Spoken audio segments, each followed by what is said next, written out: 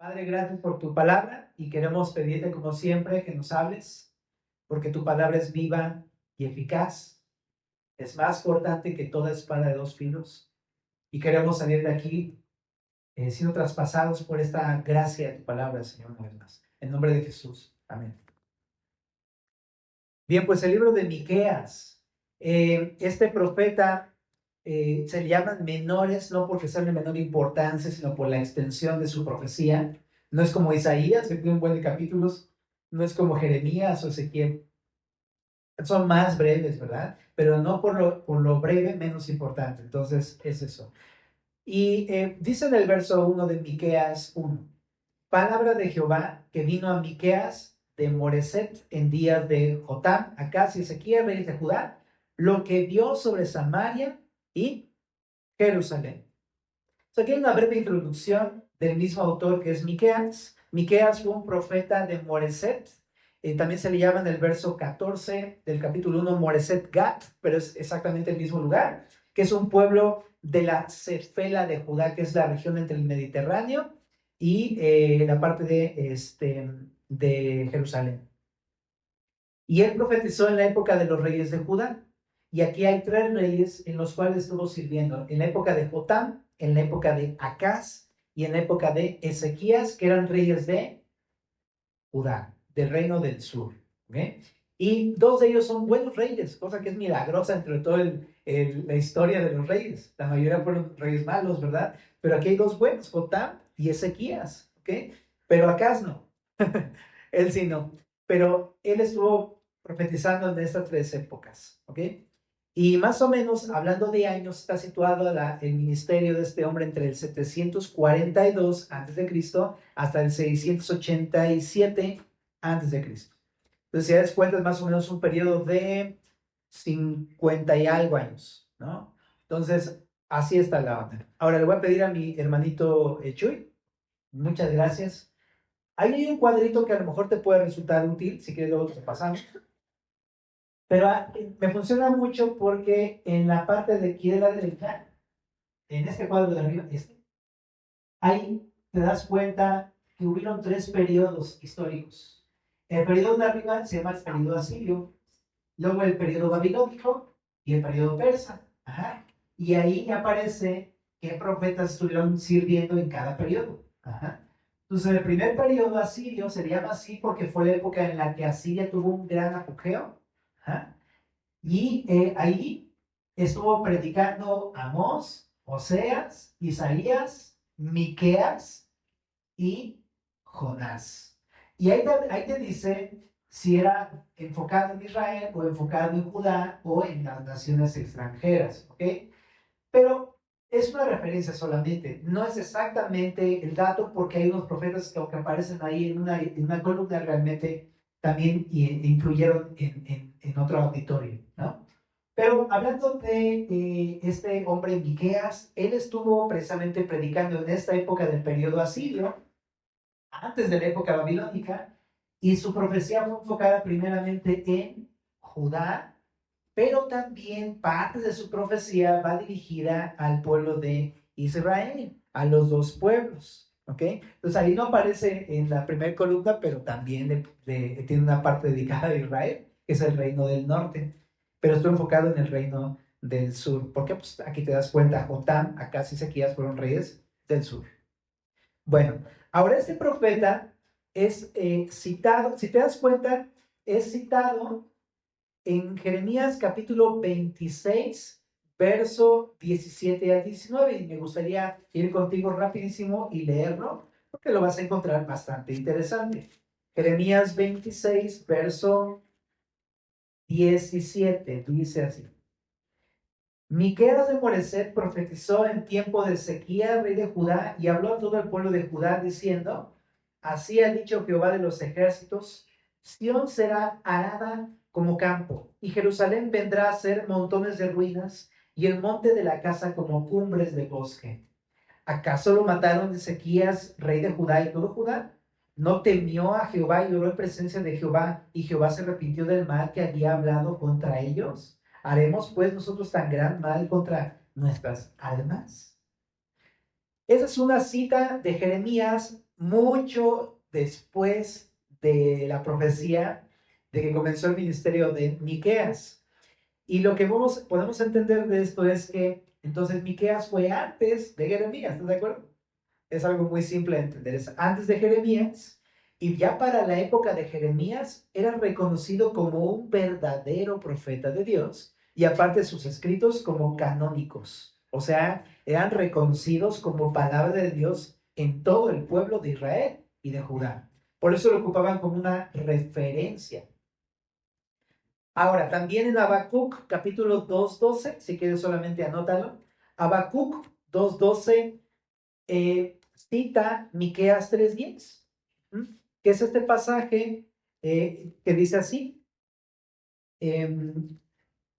Miqueas 3:10 dice que edificáis a Sión con sangre y a Jerusalén con injusticia. Bueno, pues también lo cita el profeta Habacuc, entonces también es un referente para Habacuc. Y también Isaías contiene un pasaje casi idéntico en el capítulo 4, versos 2 y 3. Perdón, Miqueas 4, 2 y 3 es similar a Isaías 2, 2 al 4. ¿Qué quiero decirte con esto? Quiero decirte que Miqueas es un profeta auténtico y sus escritos son reconocidos por el pueblo de Israel y de Judá y es parte de la palabra de Dios. Todos sabían que Miqueas era un hombre de Dios. Y ahí está Isaías, ahí está Habacuc, ahí está también Jeremías, citándolo. Entonces, es importante Miqueas, ¿ok? También entendemos que en Miqueas, te decía que aunque va principalmente a Judá, el reino del sur, también prediciendo la invasión babilónica para los judíos, también está enfocado al reino del norte, prediciendo la invasión asiria, que vendría ya prácticamente inmediatamente después del ministerio de Miqueas. También entendemos que Miqueas fue contemporáneo de Isaías, por su escrito, que era prácticamente una copia de ese pasaje que te dije, pero también fue contemporáneo del profeta Oseas y Amós. ¿Okay? Bueno, ¿de qué trata este libro de Miqueas? Para entrar un poquito más en la materia. Miqueas anticipó el juicio sobre Israel, el reino del norte, Samaria, así se le lee en Miqueas, pero también de Judá en el reino del sur, Jerusalén. ¿Okay? Y predijo, pues, que van a ser juzgados. Pero acto seguido parece que cambia como de ánimo y dice que independientemente del juicio que va a haber, van a triunfar sobre todos sus enemigos las demás naciones. Muy interesante. ¿Ah? Entonces parece ser que no es un juicio de destrucción para el pueblo del que habla Miqueas, sino más bien es una fuerte disciplina del Señor, pero al fin de cuentas va a haber una restauración posterior. Y también algo muy importante, y sobre todo en estos tiempos creo que es importante decir esto, Miqueas no era un patriota radical que deseaba la destrucción de los gentiles, de los que no son judíos, de las naciones, sino que esperaba que Israel fuera una bendición para las naciones. Y eso es algo importante el día de hoy, porque pareciera que muchos judíos entienden que los cristianos estamos en contra de ellos y no es así, ¿sabes? Y que pareciera que los gentiles sí, es cierto, no somos Judá, no somos Israel, es cierto, pero Dios tenía contempladas a las naciones dentro de su plan y usa Miqueas para hablar acerca de ese tema, cómo quería usar a su pueblo Israel para hacer luz a las naciones, para restaurar no solamente Israel, sino también predicar a las naciones. En cierta medida también vimos este concepto en Jonás, ¿verdad? Porque ¿a quién alcanzó Jonás? A los ninivitas, ¿verdad? Que son de las naciones, una nación extranjera, pagana, inmoral, cruel, sanguinaria, y es de las naciones y cómo Dios quiso salvarlos y perdonarlos. Si te das cuenta, entonces, Miqueas no es un patriota anti-gentiles, ¿verdad? Es una persona más bien que intenta hacerle ver al pueblo cómo también Dios tiene a los gentiles contemplados. Bueno, entonces es muy importante. Y vamos a estar viendo Miqueas en 4 partes. La primera parte que vamos a ver el día de hoy es el capítulo 1 y 2, ¿Qué es la primera promesa de Dios hacia el pueblo de Israel?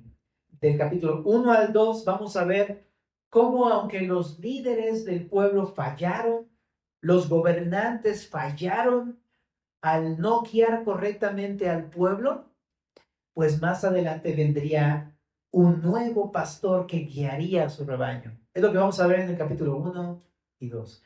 Vamos a ver en el capítulo 3 al 4, la primera parte, cómo aunque Judá e Israel estaban siendo destruidos, no solamente desde adentro, moralmente y espiritualmente llenos de pecado, también vendrían a ser destruidos por Asiria y por Babilonia, pero más adelante vendría una nueva ciudad, la nueva Jerusalén. En el capítulo 4, la segunda parte, al capítulo 5, vamos a ver cómo el reino de este mundo está lleno de injusticias y perversidad, pero Dios promete un nuevo reino, donde va a haber un nuevo rey. Y en el capítulo 6 al 7 vamos a ver cómo, aunque todo el pueblo estaba totalmente corrompido por el pecado, Dios prometería un nuevo pueblo, por así decirlo, con un nuevo corazón, totalmente diferente a cómo se estaba viendo el pueblo en esa época. Entonces, un nuevo pastor, una nueva ciudad, un nuevo reino y un nuevo pueblo, lo que vemos en Miqueas. Entonces, vamos a entrar. ¿Estás listo? Capítulo 1, verso 2 dice así: Oíd, pueblos todos, está atenta tierra y cuanto hay en ti, y Jehová el Señor desde su santo templo es testigo contra vosotros. Porque he aquí, Jehová sale de su lugar y descenderá y hollará las alturas de la tierra. Lo primero que explica Miqueas es la aparición de Dios. Está pasando todo un momento caótico dentro del pueblo de Israel y de Judá. Están peleados, divididos en ese entonces. El reino del norte, el reino del sur, llenos de corrupción. El reino del norte y el reino del sur, ¿verdad? Y entonces en este caos entra Dios en escena. Y dice, Dios sale de su lugar y descenderá. Pero a diferencia, esto es muy parecido a lo que sucedió en un evento judío muchos años atrás. ¿En dónde? En el desierto cuando salieron de Egipto. Dios descendió presencialmente al monte santo, ¿verdad? Y ahí en el monte santo, en Éxodo, apareció a su pueblo, descendió en ese monte y estaba con su pueblo. Pero en aquel tiempo fue un libertador que los sacó, los condujo por el desierto para llevarlos a la tierra prometida. Pero aquí es muy diferente el tono de esta llegada de Dios. El propósito por el cual Dios desciende no es para llevar al pueblo a su tierra prometida. Ya están en la tierra prometida, pero siguen haciendo lo malo. Sigue su corazón en Egipto, por así decirlo. Pero aquí va a haber un juicio en contra del pueblo. Por eso, precisamente. Y dice aquí en el verso 4, y se derretirán los montes debajo de él, y los valles se hendirán como la cera delante del fuego, como las aguas que corren en un precipicio. Todo esto, ¿por qué dice ahí? Por la rebelión de Jacob y por los pecados de la casa de Israel. ¿Cuál es la rebelión de Jacob? No es Samaria. ¿Y cuáles son los lugares altos de Judá? No es Jerusalén. Lo que está hablando es que Dios va a juzgar tanto al norte de Israel como al sur Judá porque ambos han pecado en contra del Señor. En Samaria se hicieron montes altos, adoraron a ídolos. En el sur también. En todos lados está lleno de idolatría y de adulterio espiritual. Y ahí lo llama como rebelión. La rebelión, este concepto de rebelión es muy interesante, porque no nada más es como pecar porque, como dijera el chavo, se me chispoteó, ¿no? La rebelión habla de un conocimiento previo de algo que está mal y que el pueblo sabía que estaba mal y lo hizo con toda la intención. Rebelión. Y es algo que hizo constantemente, todo el tiempo. Eso es rebelión. Entonces no pensemos que el pueblo de Judá era un pueblo que estaba portándose bien. No pensemos que el pueblo de Israel era un pueblo que estaba portando bien, sino que estaban en rebelión contra Dios. Pero aquí al llamar la rebelión de Jacob, habla del sur, al llamar los pecados de la casa de Israel del norte, ahí lo llama Samaria es el norte, Jerusalén es el sur. Entonces está diciendo todo el pueblo de Dios. ¿Mm? Ahora, solamente una aplicación en este punto, ¿no? La rebelión es pecado. Es decir, uno pensaría, no, yo no soy un rebelde, yo soy cristiano. ¿Estás de acuerdo? Pero checa esto. Si tú sabes que algo está mal y lo haces, ¿de qué otra manera se debería llamar a eso? ¿Se me chispoteó? No, familia. Eso se llama rebelión. Y en eso nos identificamos con el pueblo. No es que seamos muy diferentes, ¿verdad? Porque muchas veces hacemos lo que sabemos que está mal. Incluso, ¿no? Ni siquiera a veces conocemos la Biblia. Yo me acuerdo que ni era cristiano, pero sabía bien cuando algo estaba mal. ¿Y qué hacías? Ah, no, pues no. A eso quiero. Que tomar estaba mal. Pues, ¿qué importa? A ver, aquí, bien descaradamente, aquí está la botella. ¿Y qué? ¿Quién me va a decir algo? O sea, así éramos, rebeldes. Pero no solamente es una condición para los que no son cristianos, es algo que hacemos los cristianos algunas veces. Y yo creo que esto simplemente es un recordatorio, familia. Tú y yo que conocemos la palabra del Señor, tú y yo que hemos empezado a conocer a Jesús, a su palabra, si sabemos que algo está mal, obstinadamente hacerlo es rebelión contra Dios y es algo por lo cual Dios luego nos corrige. Entonces no es necesario llegar a la corrección para poder aprender. Necesitamos entender que la rebelión está mal. Ahora, dice en el verso 6, haré pues de Samaria montones de ruinas y tierra para plantar viñas, y derramaré sus piedras por el valle y descubriré sus cimientos. Y todas sus estatuas serán despedazadas, y todos sus dones serán quemados en fuego.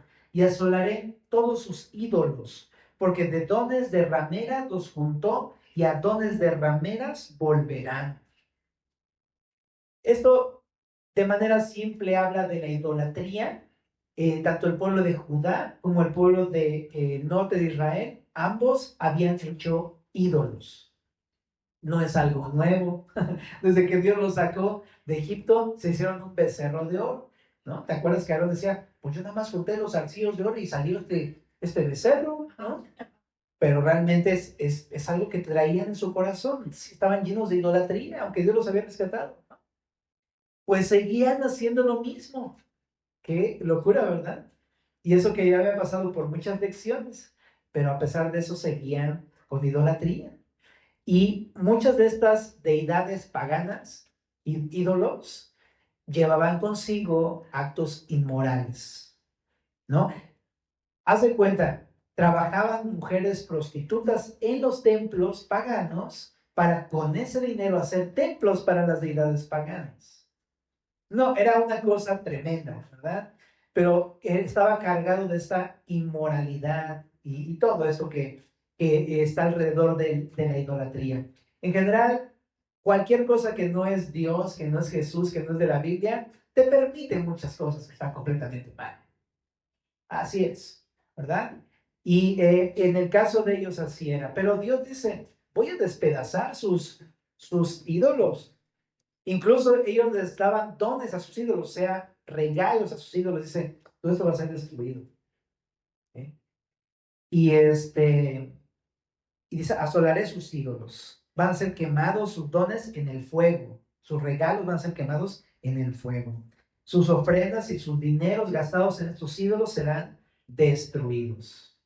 Entonces, recordar que puedo aprender todo lo que es adorar cualquier cosa que no es Jesús, que no es Dios, es un ídolo.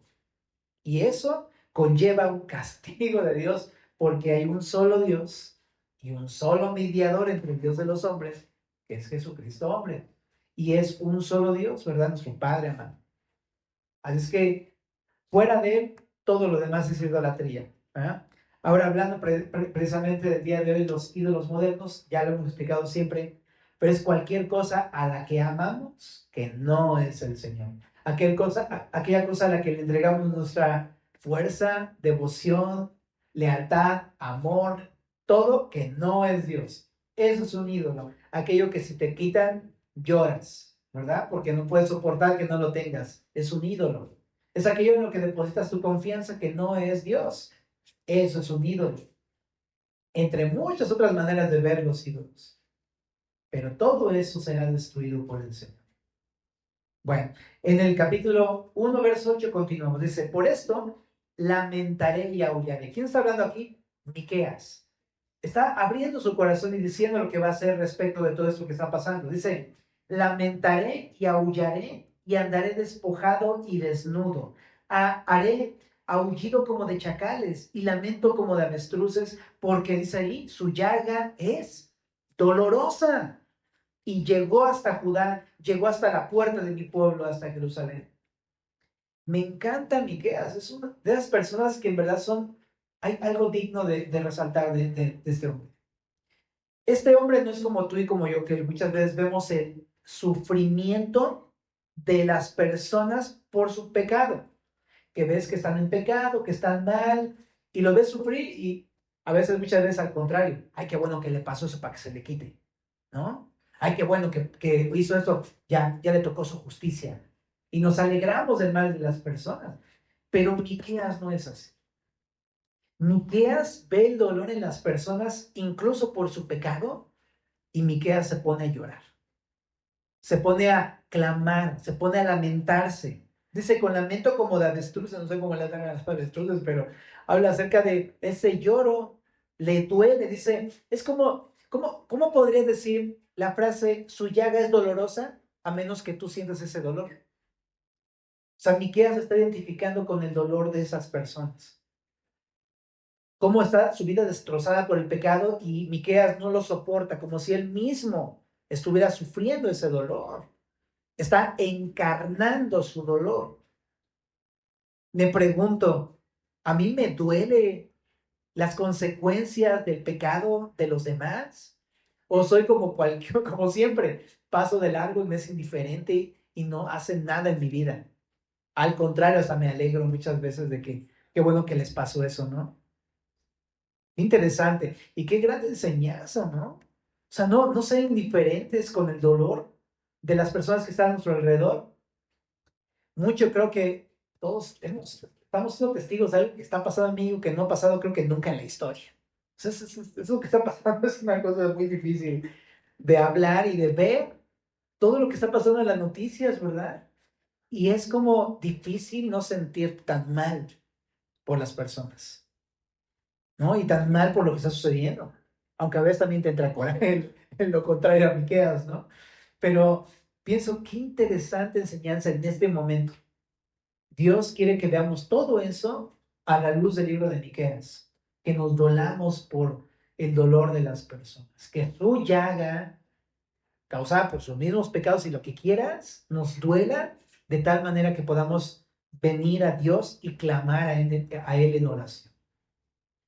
Sí, yo pienso, si este dolor no me está llevando a los pies de Jesús a orar y derramar mis lágrimas, todavía necesito conocer más a Jesús. Todavía necesito aprender mucho más de Él. Pero eso es lo que Él quiere. Es que Jesús es así. ¿Te acuerdas que cuando Lázaro se murió, Jesús lloró? O sea, Jesús no se quedó así indiferente como, y pues yo se los dije, el pecado lleva a la muerte, ¿no? No. ¿Qué hizo? ¿Qué hizo Jesús? Jesús lloró. ¿Te puedes imaginar a Jesús, el mismo autor de la vida, el creador de todas las cosas, el Dios del pueblo de Israel, diciendo, así llorando? No estaba regañando, no estaba acusando, estaba llorando por su pueblo. Pero qué gran ejemplo que nos está diciendo aquí, enseñando a Miqueas, que apunta a Jesús. Entonces pidámosle a Dios un corazón así, ¿verdad? Dame sensibilidad, dame un corazón que se duela por el pecado de los demás, por ver sus vidas destruidas a tal punto que pueda yo, de plano, ya ahí estar de rodillas orando y clamando por ellos. No pasemos indiferentes por en esta ciudad, en medio de tu familia indiferente, en medio de tu grupo, en medio de tu trabajo, ¿no? Sino viendo esas cosas y viniendo al Señor. Ahora, creo que gran parte del ministerio de Miqueas fue por esto. No es hasta que te quebrantas y sufres lo que otros sufren, que entonces empiezas a ser útil para el Señor. Si no te identificas con el dolor de las personas, no vas a poder servirles. Entonces, sí, me llama la atención este corazón de Miqueas, que también pienso, si yo no empiezo a ver esto, nunca voy a interesarme por las personas.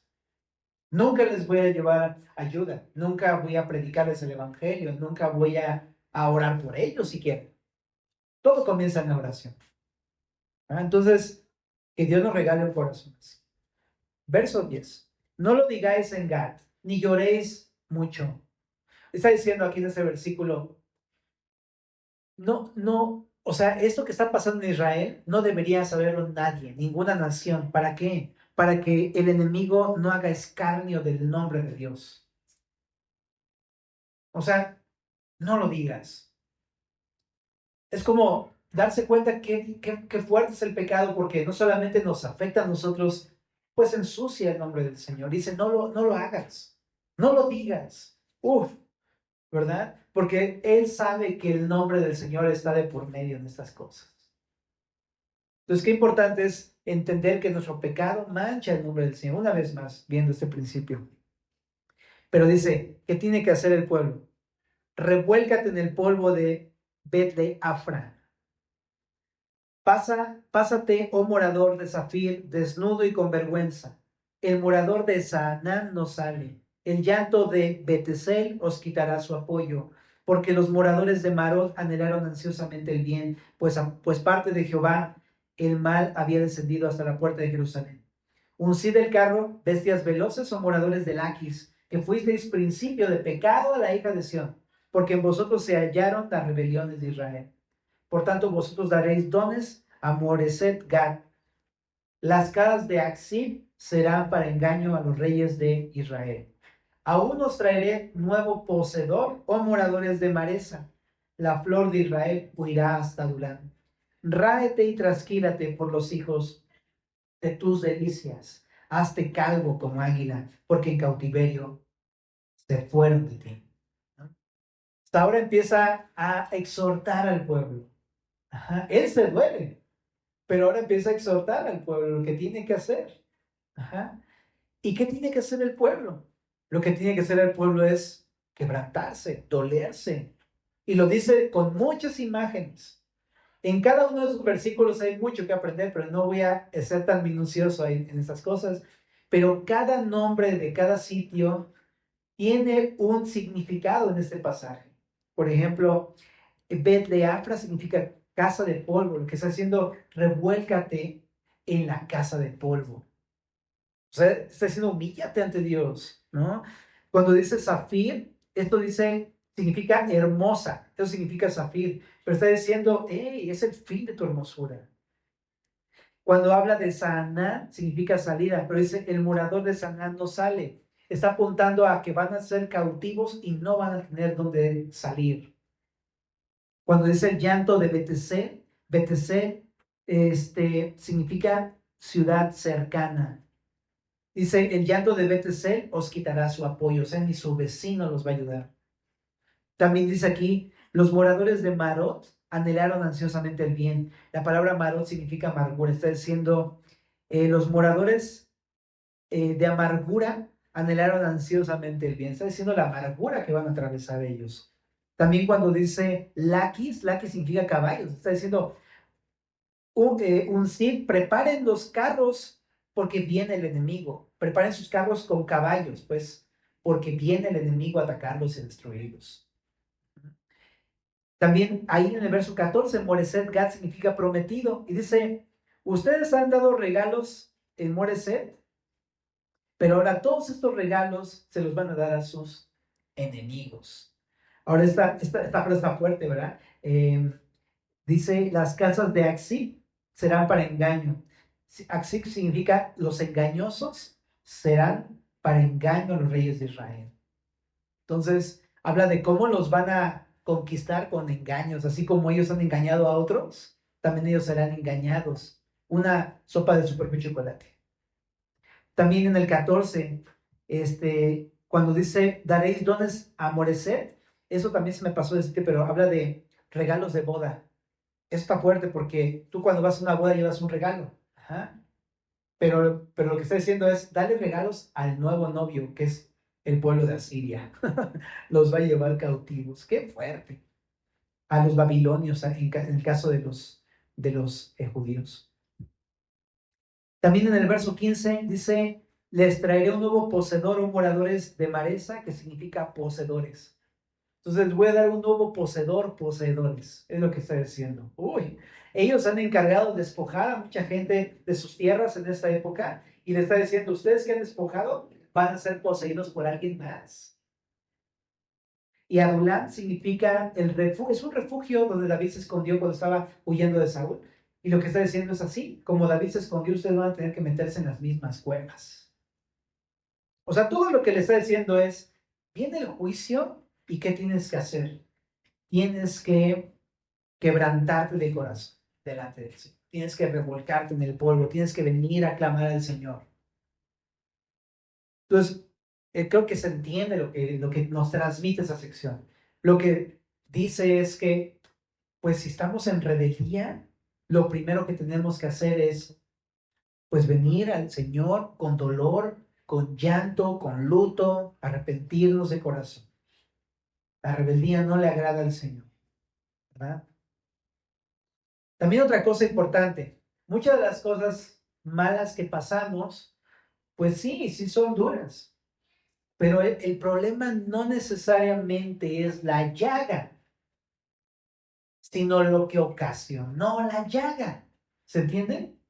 En el caso de los israelitas y de los judíos, esta llaga fue por su pecado de rebelión. Pensemos si lo que nos está pasando, esa llaga que nos está ocurriendo, no será fruto de nuestra rebeldía. El problema no es curar la llaga, el problema es la rebeldía. Entonces es importante identificar en nuestras vidas si lo que me pasa no será acaso que yo he estado portándome bastante rebelde con el Señor, hasta el punto que Él tiene que permitir esta llaga dolorosa para que entonces yo pueda acercarme a Él. ¿Estás de acuerdo que cuando no es dolorosa, no te acercas al Señor? Pero cuando es dolorosa, estamos a los pies del Señor. Capítulo 2. Hay de los que en sus camas piensan iniquidad y maquinan el mal, y cuando llega la mañana lo ejecutan porque tienen en su mano el poder. ¿De qué habla esto? Bueno, déjame leerte el verso 2. Codician las heredades y las roban, y casas y las toman. Oprimen al hombre y a su casa, al hombre y a su heredad. ¿De qué está hablando? Está hablando que en general el pueblo era un pueblo hurtador, ladrón. Ajá. Pero aquí especialmente habla de los líderes o gobernantes políticos de Israel y de Judá. En aquel entonces lo que hacían es que como tenían el poder, entonces ellos despojaban a aquellos que tenían sus bienes materiales, de sus propiedades, les robaban sus propiedades. ¿Te suena algún ejemplo en el Antiguo Testamento? La viña de Nabot. La viña de Nabot. El rey, ¿te acuerdas cómo se llamaba ese rey? Acab. Acab. Él era un rey malvado que codició la viña de su vecino. Y entonces, como su vecino no se la quiso dar, su esposa lo mató para darle la viña. Está haciendo referencia a ese evento y así como ese, muchos otros que parecían del mismo tipo. Por eso dice, hay de los que maquinan iniquidad. Dios está viendo desde antes lo que estaba maquinando esa mujer Jezabel, perversa, ¿verdad? Y lo que estaba maquinando acá con su berrinchote. Entonces dice, como tienen poder, pues no, ellos no tienen ningún problema, despojan al pobre, ¿no? Y dice aquí, codician y roban. Codician casas, terrenos y los toman. Es lo que hacen. Entonces realmente está denunciando la codicia del pueblo, está denunciando el robo del pueblo, está denunciando el abuso de poder. Todo esto, qué loco, o sea, es algo que el día de hoy está tan visible por todos lados. Y no solamente es de México, es en general de todas las naciones. La codicia se ve en todos lados. Y es lo que está diciendo aquí, ¿no? Algunos piensan incluso que esta frase que cuando llega la mañana lo ejecutan, tú no ves a alguna persona malvada obrando en la noche. A las personas ladronas y malvadas las ves obrando en la noche, no en el día, ¿verdad? A los que ves obrando en el día son a los tribunales y aquellas personas que tienen encargada hacer justicia en el día. Pero qué casualidad que aquí dice, aquí están maquinando iniquidad en la mañana. Lo que está mostrando es que los mismos tribunales de Israel y de Judá estaban totalmente corrompidos por la codicia, ¿sabes?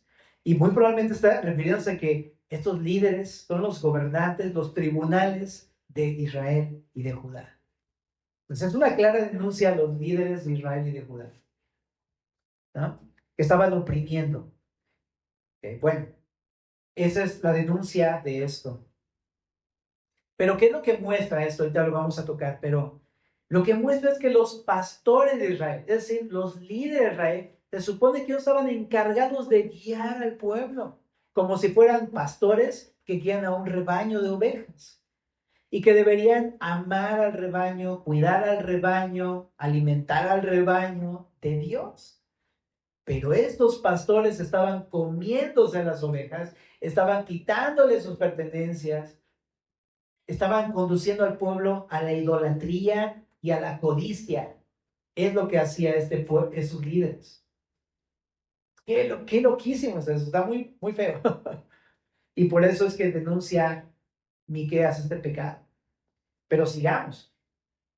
Por tanto, así ha dicho Jehová: he aquí yo pienso contra esta familia un mal del cual no sacaréis vuestros cuellos ni andaréis erguidos, porque el tiempo será malo. En aquel tiempo levantarán sobre vosotros refrán y será endecha de lamentación, diciendo: del todo fuimos destruidos. Él ha cambiado la porción de mi pueblo. ¿Cómo nos quitó nuestros campos? Los dio y los repartió a otros. Por tanto, no habrá quien a suerte reparta heredades en la congregación de Jehová. Pues haciendo es que, así como ellos han despojado, Dios los va a despojar. Eso es lo que está mostrando. Israel despojado. ¿Ok? Qué loco. O sea, yo sé, aquí habla del pecado en general. ¿Cómo no debemos ser rebeldes cometiendo pecados contra el Señor? Pero aquí habla de la codicia. O sea, aquí sí quiero detenerme para hablar acerca de esto. ¿Qué es la codicia? La codicia es anhelar lo que no es tuyo.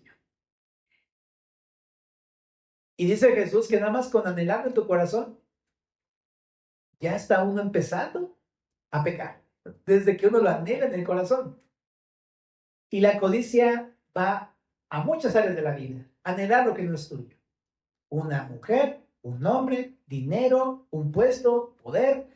Si no es tuyo, está uno codiciando eso en tu corazón. Y uno pensaría, pues, ¿qué tiene? Pues nada más un deseo, o sea, nada más un gustito que me gustaría tener, pero no, nos excusamos, pero esas cosas realmente sí son bien peligrosas. Y condujeron a estas personas hasta este punto de realmente despojarlos. Nabot fue despojado y muerto.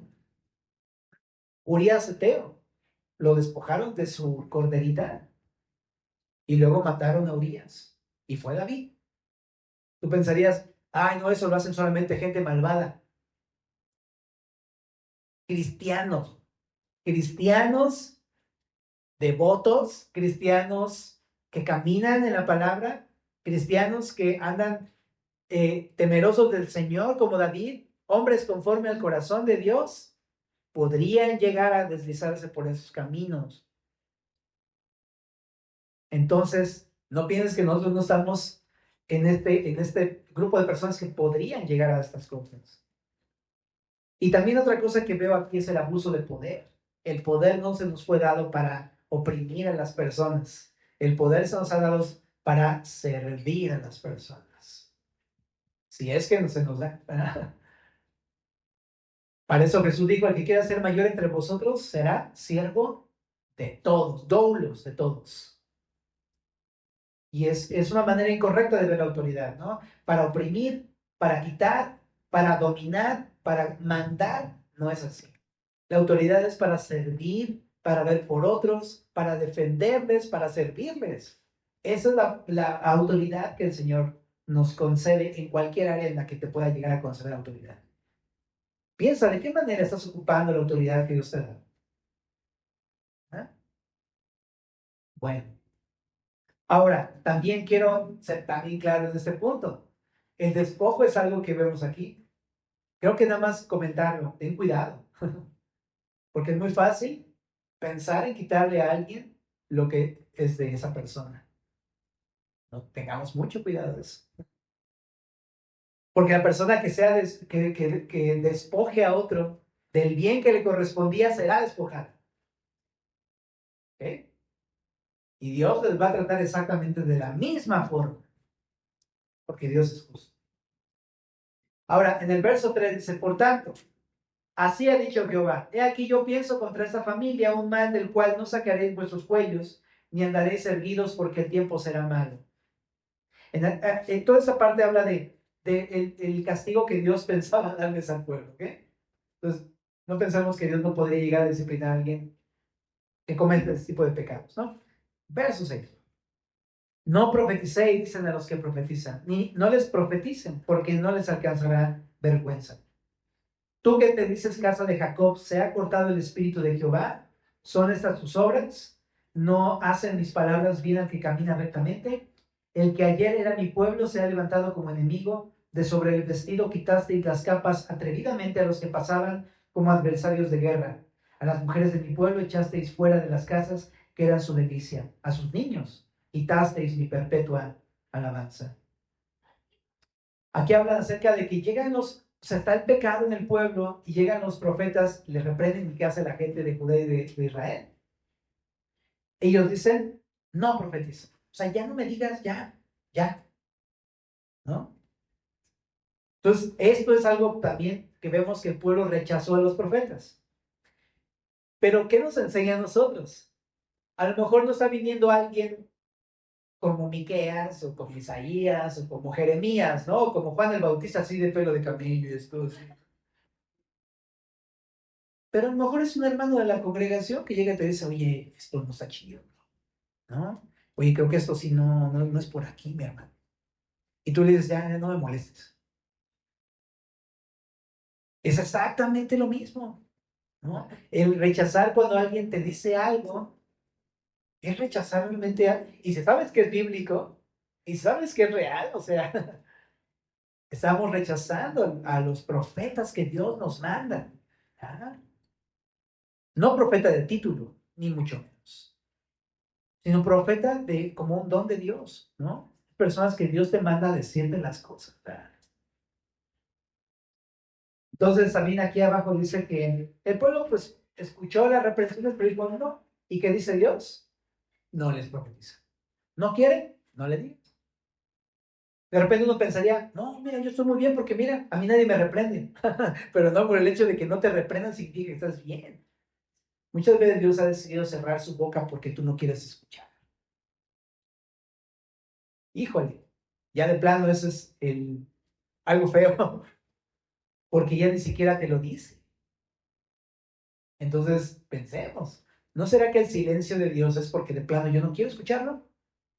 Me ha dicho 20 veces las mismas cosas y yo no quiero escuchar al Señor. Y por último, pues el pueblo aquí sigue haciendo lo mismo, ¿no? Verso 10. Levantaos y andad, porque no es este lugar de reposo, no es este el lugar de reposo, pues está contaminado, corrompido grandemente. Si alguno andando con espíritu de falsedad mintiere diciendo, yo te profetizaré de vino y de sidra, este tal será el profeta de este pueblo. ¿Qué está diciendo?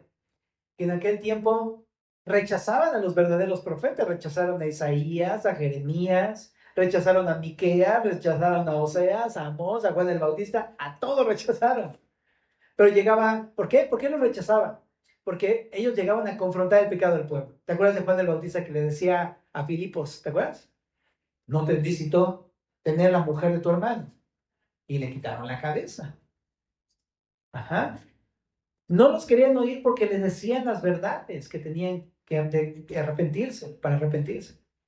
Pero dice, rechazan a los que les dicen la verdad, pero ustedes reciben a todo aquel que los adula. Todo aquel que les viene a decir, no, este año no te va a ir mal. No, este año va a estar lleno de vino y de sidra, de fiesta y de prosperidad en tu changarro. No, te va a ser un negociote, no. La bendición de Dios sobre ti, hermano. O sea, sí, así pasa. Alguien te profetiza algo bonito y dices, qué lindo, es bien cristiano este brother. Pero alguien te viene a decir la neta y dices, no, fariseo, ¿no? No es así. Decir la verdad no es tan mal. Puede ser que sea un mensaje de Dios en nuestras vidas. Pero aquí está, dice, ustedes nada más reciben a los que les dicen cosas bonitas. El día de hoy, por eso luego pasa eso, ¿no? No te dicen lo que te gustó, pues me cambio de iglesia, pues total, ¿verdad? Porque no me dijeron bien así bonito, pero pongámonos a pensar así, ya bien, así entre confianza y entre cuates. Neta, a ver, eso que te dijeron, ¿qué onda? ¿Por qué te dolió tanto a que te tuviste que salir de ahí? ¿Por qué? Muchos dicen, cuando te choca, te checa. Y esa es muchas veces la realidad de las cosas, ¿eh? La neta. Aquí más bien el punto es, si realmente hay algo que sí está mal, es como, si me checa es porque necesito venir al Señor con un corazón arrepentido. Ahora, aquí en el verso 12 y 13 terminamos. Dice, de cierto te juntaré todo, oh Jacob, recogeré ciertamente el resto de Israel, los reuniré como ovejas de Bosra, como rebaño en medio de su aprisco. Harán estruendo por la multitud de hombres, subirá el que abre caminos delante de ellos, abrirán camino, pasarán la puerta, saldrán por ella y su rey pasará delante de ellos y a la cabeza de ellos Jehová. ¿Qué está diciendo? Después de todo ese desastre que estamos viendo, lo que está diciendo es esto. Los líderes corruptos fallaron y guiaron al pueblo mal y contaminaron al pueblo. Pero va a venir el buen pastor, que va a venir a pastorear a su rebaño y que los va a sacar a verdes pastos y que los va a pastorear y que les va a dar libertad en vez de opresión. ¿A qué te recuerda? Sí, Juan 10, ¿verdad? Juan 10. En el verso 7 dice, Jesús volvió a decirles, de cierto os digo, yo soy la puerta de las ovejas. Todos los que antes de mí vinieron ladrones son y salteadores, pero no los oyeron las ovejas. ¿No? Yo soy la puerta, el que por mí entrare será salvo, y entrará y saldrá y hallará pastos. Y dice, el ladrón no viene sino para hurtar y matar y destruir. Yo he venido para que tengan vida y para que la tengan en abundancia. Yo soy el buen pastor. El buen pastor, su vida da por las ovejas. Entonces, todo un pasaje que habla acerca de Jesús como el cumplimiento de esto de Miqueas. Todos han fallado, pero va a venir este buen pastor que es Jesús. Y a diferencia de ellos, Él no viene a despojar, Él viene a despojarse a sí mismo, yendo a la cruz del Calvario, morir por ellos. Él no viene a quitarles nada, Él viene a entregarles su cuerpo y su sangre. Él no viene a corromperlos, Él viene a limpiarlos. Él no viene a esclavizarlos y oprimirlos, Él viene a darles libertad. Quitar nuestras cargas y nuestras culpas. Eso es Jesús. El buen pastor nos viene a guiar por el buen camino y no guiar hacia el pecado. Ese es Jesús. Qué increíble. Entonces termina así este par de capítulos, ¿verdad? Con una promesa. Los antiguos y dirigentes fallaron, pero tenemos un buen pastor. Ahora, piensa en esto. El día de hoy esto ya es una realidad para la iglesia porque Jesús ya vino y resucitó. Y Él nos dice, el que quiera venir en pos de mí, nieguese a sí mismo, tome su cruz, sígame. Ahí tenemos un pastor que ya nos da la instrucción el día de hoy. Ya sabemos cómo seguirlo, ya sabemos quién es, ya sabemos que su palabra es la que nos guía. Por lo tanto, entonces, ¿qué nos anima? ¡Hey! Ya tuvimos suficiente, ¿no? Del pecado que nos esclavizaba, que nos atormentaba, que nos guiaba hacia el mal, de corrupción. Ahora aprendamos a caminar detrás de este buen pastor, que nos da libertad, que nos perdona. Es un buen pastor. La vida dado por nosotros. Y así terminamos, familia. Oramos juntos. Señor, muchas gracias por tu palabra el día de hoy. Te pedimos que todo esto que nos has estado hablando, pues, encarne nuestras vidas, Señor. El dolor de Miqueas, el dolor de nuestro Señor Jesús por los demás. También dolernos por el pecado personal. Y también, Señor, pues aprender, Señor, a clamar no solamente por nosotros mismos, también por otros, Señor. poder ver las necesidades de otras personas. Y también, Señor, anímanos a que esto nos lleve a orar. Ayúdanos también a despojarnos de aquellas cosas que están mal en nuestras vidas, a recibir tu consejo cuando se nos confronte con algo, porque todos necesitamos de eso, Señor, definitivamente. Te lo pedimos en el nombre de Jesús.